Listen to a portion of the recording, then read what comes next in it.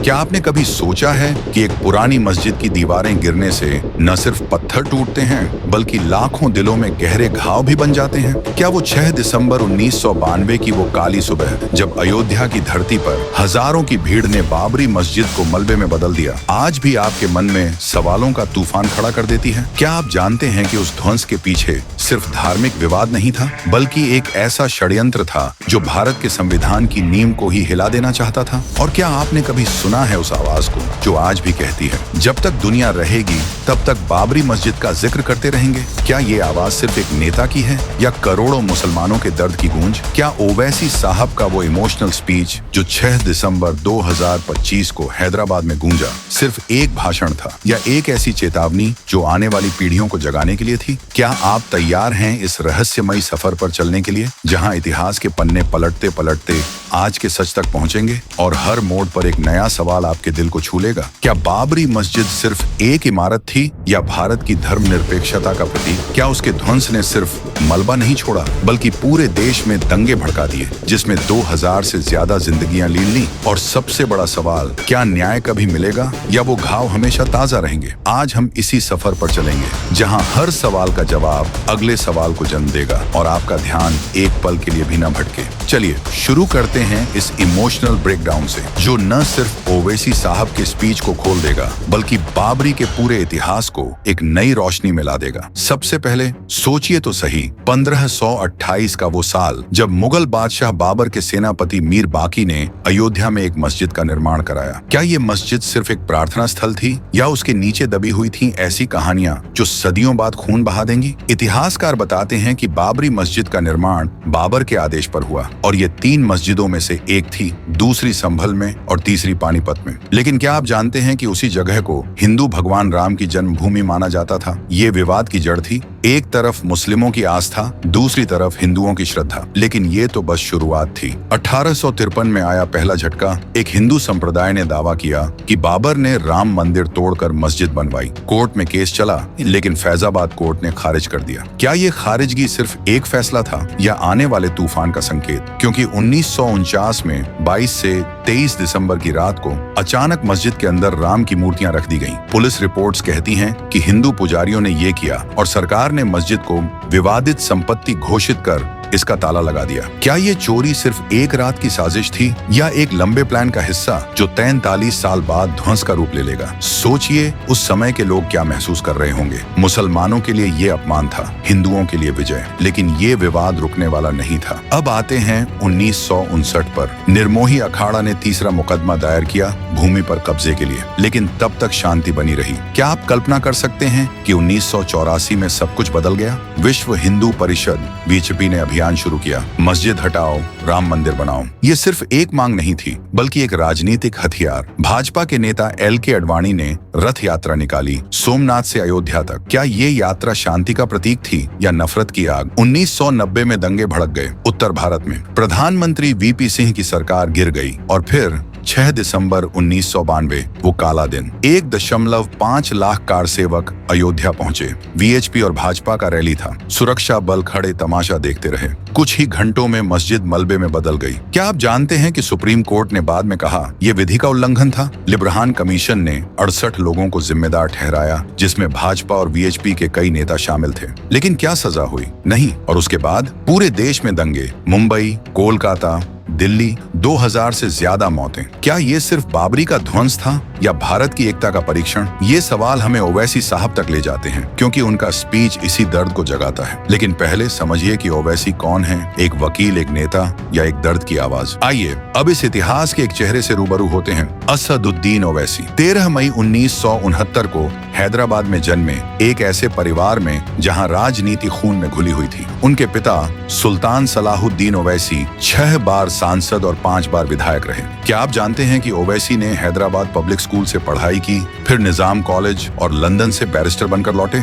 Lincoln इन से बार eight law. 1994 में उन्होंने चार मीनार विधानसभा सीट जीती 40,000 वोटों से। 1999 में 93,000 का अंतर। 2004 से हैदराबाद लोकसभा में 4 बार बार जीते। 2014 में मोदी लहर में 2 लाख वोट, 2019 में 2,83,000 और 2024 में भाजपा की माधवी लता को हराकर 6,61,000 वोट। लेकिन ओवैसी सिर्फ जीतने वाले नहीं, लड़ने वाले हैं। AIMIM के अध्यक्ष बनने के बाद उन्होंने मुसलमानों के हक की आवाज बुलंद की। क्या ये आवाज बाबरी से जुड़ी है? बिल्कुल, क्योंकि ओवैसी का परिवार हमेशा अल्पसंख्यकों के दर्द से जुड़ा रहा। अब सोचिए, जब 6 दिसंबर 2025 आया तो ओवैसी साहब ने हैदराबाद में एक इवेंट में जो कहा वो सिर्फ स्पीच नहीं, एक इमोशनल ब्रेकडाउन था। क्या वो स्पीच सुनकर आपके आंसू नहीं आ जाएंगे? चलिए अब उसी स्पीच को खोलते हैं लाइन दर लाइन और देखते हैं कैसे वो इतिहास से जुड़ती है। 6 दिसंबर 2025 हैदराबाद। ओवैसी साहब मंच पर खड़े हैं, भीड़ सांस रोके सुन रही है। वो शुरू करते हैं,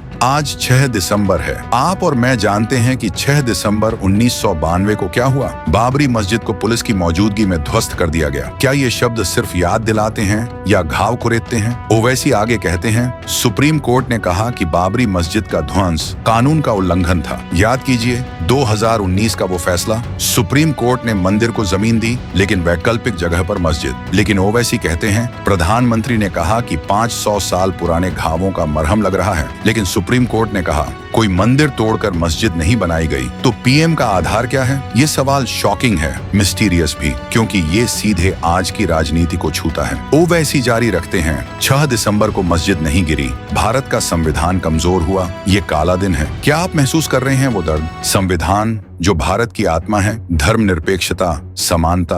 बाबरी का ध्वंस उसकी हत्या था। ओवैसी की आवाज कांपती है, हमारी लड़ाई जमीन की नहीं, मस्जिद की थी। मेरी मस्जिद को शहीद किया गया। शहीद, ये शब्द कितना गहरा है। क्या मस्जिद जिंदा थी? उसके लिए तो करोड़ों नमाजें पढ़ी गईं। अब सोचिए, अगर ध्वंस न हुआ होता तो क्या होता? शायद कोई दंगा न भड़कता, 2000 जिंदगियां बच जाती। ओवैसी कहते हैं, जब तक दुनिया रहेगी बाबरी मस्जिद का जिक्र करेंगे। ये वादा है, चेतावनी भी। लेकिन ये स्पीच इतिहास से कैसे जुड़ती है? चलिए गहराई में उतरते हैं। बाबरी का इतिहास 1528 से शुरू होता है, लेकिन विवाद 1853 से। महंत रघुबीर दास ने पहला मुकदमा दायर किया मस्जिद के बगल में मंदिर बनवाने का। कोर्ट ने नकारा, लेकिन 1949 का वो रहस्य, मूर्तियां कैसे अंदर पहुंची, कोई नहीं जानता। सरकार ने ताला लगाया और मस्जिद बंद हो गई। 1950 से 1984 तक चुप्पी। फिर VHP का अभियान। 1989 में शिलान्यास राम मंदिर का। क्या ये शिलान्यास शांति का था या आग लगाने का? 1990 की रथ यात्रा।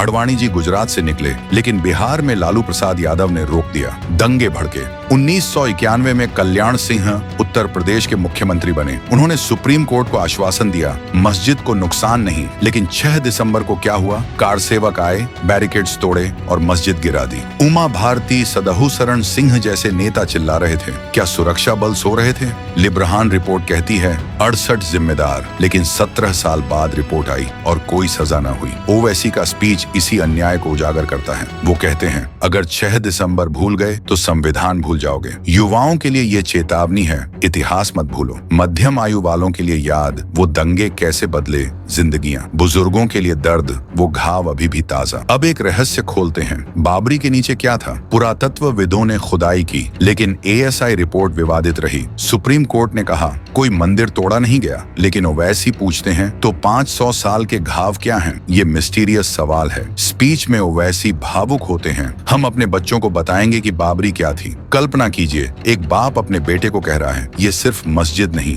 न्याय की लड़ाई थी। क्या ये सुनकर युवा सोचेंगे हमारी विरासत क्या है? मध्यम आयु वाले महसूस करेंगे, हमने क्या खोया? बुजुर्ग याद करेंगे, हमने क्या सहा? ओवैसी की आवाज में वो दर्द है जो 1992 के गवाहों का है। वो कहते हैं, संघ परिवार को कहते हैं न्याय मिलेगा। शॉकिंग है ना, क्योंकि 2025 में भी लड़ाई जारी है। बंगाल में नई बाबरी जैसी मस्जिद का फाउंडेशन हुमायूं कबीर का। ओवैसी ने सपोर्ट किया। क्या ये नई शुरुआत है या पुराने घाव का नया रूप? चलिए स्पीच के इमोशनल पार्ट को तोड़ते हैं। ओवैसी कहते हैं, मस्जिद शहीद हुई, शहीद जैसे कोई जिंदा था। बाबरी 935 हिजरी में बनी, यानी 1528 ईस्वी। उसके 3 गुंबद, नक्काशीदार दीवारें ध्वंस के समय कार सेवकों ने हथौड़े लोहे की रॉड से तोड़ा। क्या वो पत्थर चीखे होंगे? ओवैसी की आंखें नम हो जाती हैं यहाँ। हम भूलेंगे नहीं, ये ब्रेकडाउन है, इमोशनल लेकिन मजबूत। अब कनेक्ट करते हैं 2019 के फैसले से। सुप्रीम कोर्ट ने 5 एकड़ वैकल्पिक जमीन दी, लेकिन ओवैसी ने संसद में कहा ये न्याय नहीं, समझौता है। 2024 में राम मंदिर प्राण प्रतिष्ठा हुई। पीएम मोदी ने कहा घाव मरहम लगे, लेकिन ओवैसी 2025 में जवाब देते हैं घाव तो संविधान के हैं। क्या ये चक्र है?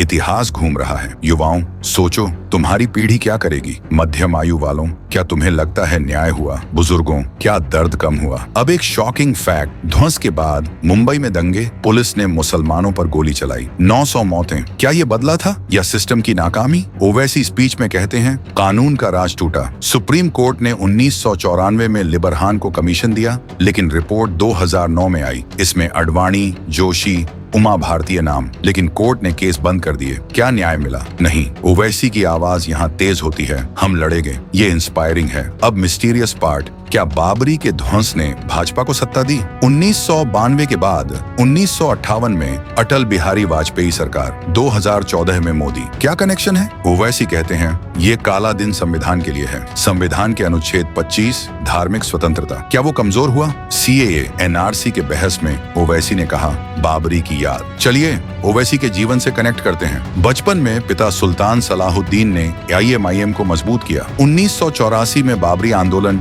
शुरू होने पर ओवैसी युवा थे। क्या उन्होंने देखा वो दर्द? 2008 में पिता की मौत के बाद अध्यक्ष बने। 2019 लोकसभा में बाबरी पर स्पीच, बबरी जिंदाबाद चिल्लाए, स्पीकर ने निलंबित किया, लेकिन ओवैसी नहीं झुके। 2025 का स्पीच उसी जज्बे का, हमारी मस्जिद को शहीद किया, भावुक लाइन। क्या सुनकर रोंगटे खड़े नहीं हो जाते? अब सोचिए अगर ओवैसी न होते तो कौन आवाज उठाता? युवाओं के लिए वो रोल मॉडल, मध्यम आयु वालों के लिए लड़ाई का प्रतीक, बुजुर्गों के लिए बेटे जैसा। अब गहराई में बाबरी की वास्तुकला, 3 गुंबद, कुरान की आयतें दीवारों पर। ध्वंस के वीडियो में कार सेवक चिल्ला रहे जय श्री राम, लेकिन मुसलमान चुप नहीं, वो दर्द में थे। ओवैसी कहते हैं अगर भूल गए तो दोबारा होगा। शॉकिंग वार्निंग, 2025 में राम मंदिर चमक रहा, लेकिन बाबरी की याद, ओवैसी ने कहा जिक्र करेंगे। एक्स पर उनका पोस्ट, वीडियो 4 लाख व्यूज। क्या ये वायरल सिर्फ स्पीच से? नहीं, दर्द से। अब कनेक्ट 1949 की मूर्ति चोरी से 2025 तक क्या पैटर्न है? साजिश। ओवैसी स्पीच में कोर्ट का हवाला,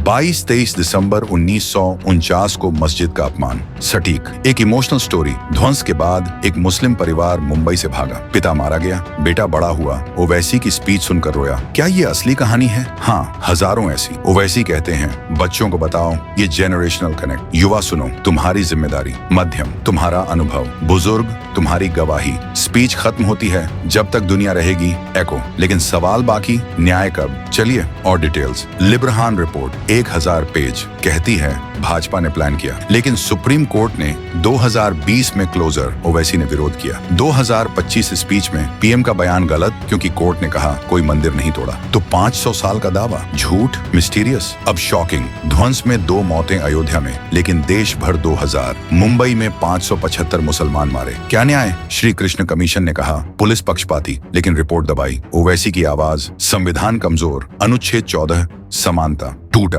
ओवैसी का करियर 1994 से, 4 मीनार जीत, फिर लोकसभा। 2014 में TRS से गठबंधन टूटा। 2018 में महाराष्ट्र बिहार विस्तार, लेकिन बाबरी हमेशा केंद्र। 2019 में मैं वोट नहीं दूंगा मंदिर को, संसद में। 2025 स्पीच, उसी का विस्तार। हम लड़ेंगे न्याय के लिए, भावुक लेकिन फायर। क्या सुनकर मन न भरे? अब कनेक्ट। अगर बाबरी खड़ी रहती तो क्या? शायद शांति, लेकिन ध्वंस ने राजनीति बदली। बीजेपी की राइज। ओवैसी कहते हैं काला दिन भारत के लिए। एक और रहस्य, 1528 में मीर बाकी ने क्यों बनाई? बाबर के आदेश पर, लेकिन ASI ने कहा नीचे बौद्ध स्तूप हो सकता। विवाद। ओवैसी स्पीच में फैक्ट्स, सुप्रीम कोर्ट। कोई प्राचीन मंदिर नहीं तो दावा राजनीतिक। युवाओं, रिसर्च करो। मध्यम, डिबेट करो। बुजुर्ग, शेयर करो। स्पीच की लाइन, हम भूलेंगे नहीं, एको। अब ब्रॉडर, बाबरी ने CA को जन्म दिया। ओवैसी कहते हैं हाँ, संविधान खतरे में। 2025 में विपक्ष कमजोर, लेकिन ओवैसी खड़े। स्पीच, संघ परिवार को चैलेंज। शॉकिंग। क्या होगा अगला?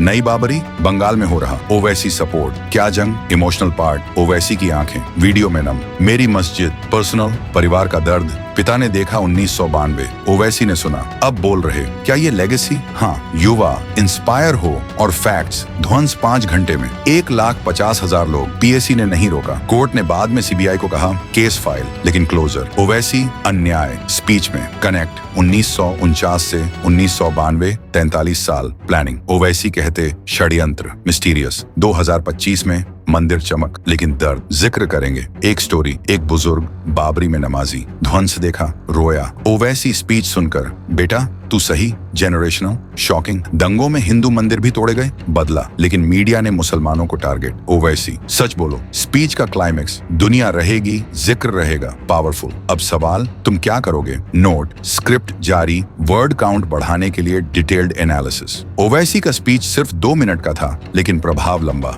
वो कहते, प्रधानमंत्री का 500 साल का घाव बकवास, क्योंकि कोर्ट ने कहा कोई तोड़फोड़ नहीं, ये डायरेक्ट अटैक। लेकिन इमोशनल टच, बच्चों को बताओ क्या ये शिक्षा है? हाँ, स्कूलों में बाबरी पढ़ाओ, विवाद। लेकिन ओवैसी कहते, भूलना मत, इतिहास की डेप्थ। 1885 पहला केस, महंत ने मंदिर मांगा, खारिज। 1950 दूसरा केस, गोपाल सिंह विशारद। 1961 तीसरा, लेकिन 1986 में राजीव गांधी सरकार ने ताला खुलवाया, हिंदुओं को पूजा की इजाजत। क्या ये सियासत? हाँ। फिर बोफोर्स स्कैंडल, शाहबानो केस, सब कनेक्टेड। बाबरी ने कांग्रेस को कमजोर किया। ओवैसी स्पीच में संविधान, अनुच्छेद 26, धार्मिक संस्थाएं, टूटा। ओवैसी की पर्सनल लाइफ, शादी नाजनीन से, 5 बच्चे, लेकिन राजनीति में अकेले। 2008 से एएमआईएम नेशनल, महाराष्ट्र में 2 सीटें, बिहार में कोशिश, लेकिन Babri universal. Speech viral, 12,000 views YouTube पर, इंस्टा रील्स। क्यों? दर्द रियल, शॉकिंग फैक्ट, ध्वंस में बच्चे मारे गए, महिलाएं, लेकिन रिपोर्ट्स दबाई।